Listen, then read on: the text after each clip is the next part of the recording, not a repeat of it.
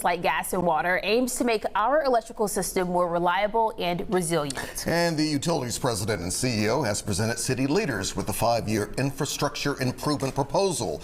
And to find out what it means to you, the customer, we're live with Doug McGowan this morning. Doug, welcome back to Live and I. Good to see you. Good to see you all. Thank you. Let's talk about this 5-year plan. How will it work and how soon? Well, first let me say our customers deserve more reliable power day to day. And we know that our reliability day to day has not been where it should be over time.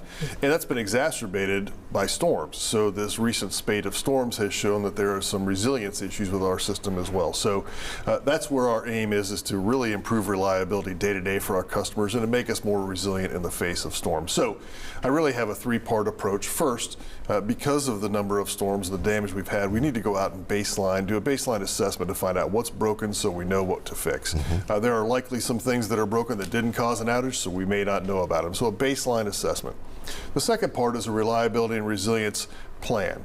And that really is about a couple of things. Number one, upgrading our overall system, like our substations, to make them more reliable, doing selective undergrounding of some of the infrastructure we have, replacing underground cable, and replacing old equipment that has long since passed its end of useful life. That will modernize the system, and then bringing it to a modern construction standard as well. Back when some of this infrastructure was built, we didn't have central air conditioning in some of our neighborhoods, and so we need to really modernize that. That will significantly improve reliability, along with aggressive tree trimming that as we've talked about, we have been way behind. The third thing, and the third element, is moving us to a smart grid. A smart grid is simply putting technology and equipment on our system that can respond to changes in the electrical demand.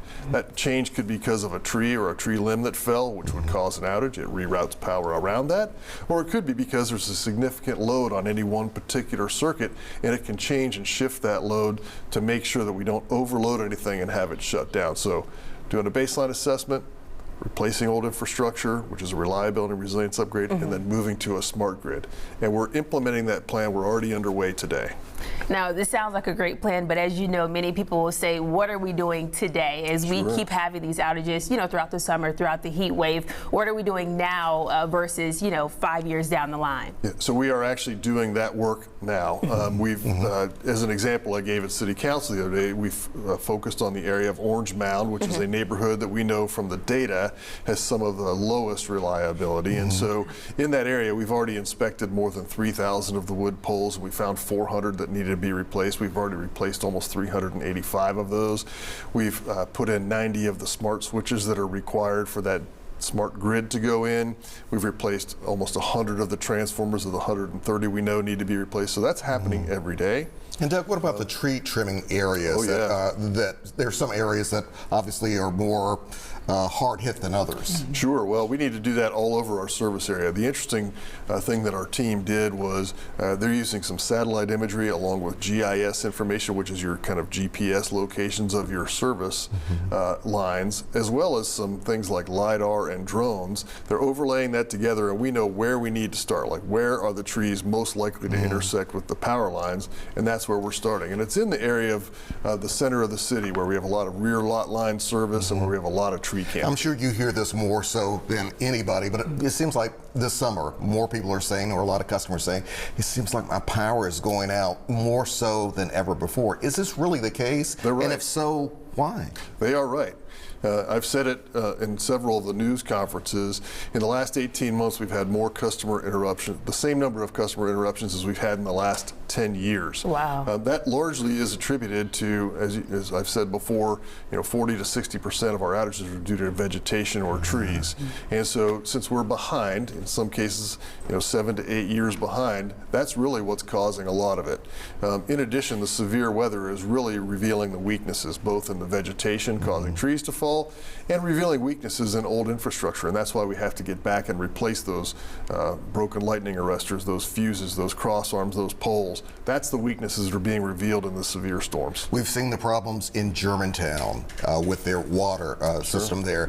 Could that potentially happen to Memphis Light Gas and Water customers, and what do we do to possibly prevent that? Well, that was an unfortunate circumstance, and I know that people in Germantown were struggling. I know that their city, I know their public works director and their mayor were working very hard to mitigate that, and so I want to compliment them on their recovery efforts. It's unfortunate that it happened. We have taken a look at our system to determine whether that was caused by a backup generator that was leaking. Our backup generators have all been inspected, and they are distant enough from our reservoirs, and they're also separated in grade, so the fuel, if there was a spill, would not penetrate that. So we're confident that we don't have those issues here at Memphis Light Gas and Water. That is good news. And before we run out of time, Memphis City Council recently approving for Memphis Light Gas and Water employees to have to live in Shelby County. How do you feel about that discussion, that back and forth? Well, so I think for a long time, from the inception of MLGW till 2005, there was no residential requirement. That came in place as a policy of the Memphis Light Gas and Water Board in the year 2005.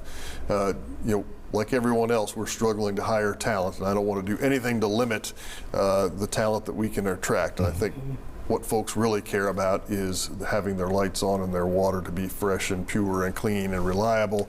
And so I want to make sure I have the very best talent that I can.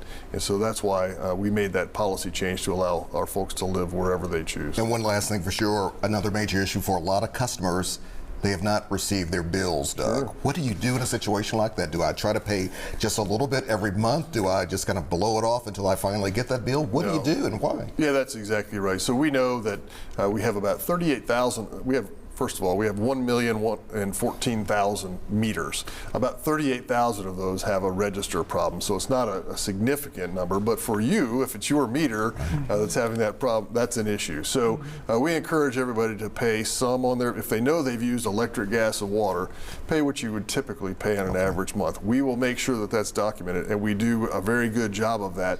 You may just not receive a bill. We are working through that very quickly, and we anticipate by the end of this calendar year that we'll have most of that billing issue resolved. It might take a little longer to get those registers replaced because of supply chain, but we'll have that done in about a year's time. All right, Doug, keep us posted. We appreciate